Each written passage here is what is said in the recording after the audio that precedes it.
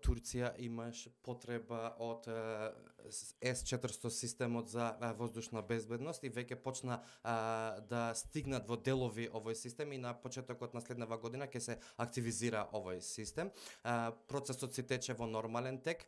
Во оваа насока Соединените Американски држави се загрижени, но ние им понудивме да формираме заедничка работна група, да се вклучи и НАТО и да го евалуираме тоа, но Соединените Американски држави не пристапија позитивно, бидејќи темата не е техничка, темата е не можеш да купиш од друга земја, односно од Русија, но председателот Трамп имаше многу јасни изјави на самитот Г20, до тој ден имаше други изјави и сега има различни изјави, но тука ние сме директно во контакт со председателот на земјата како највисок представник во оваа тема.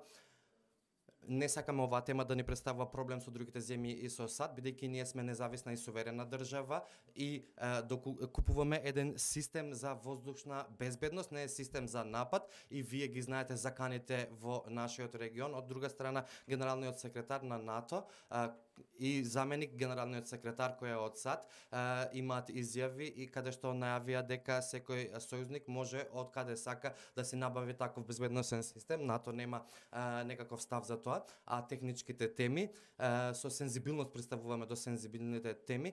Системот С-400 кој го набавувавме не представува закана за НАТО системот, вклучувајќи ги F-35, ќе биде под целосна контрола на Турција овој систем и во моментот ќе се користи кога ќе имаме потреба од безбедност, одбрана.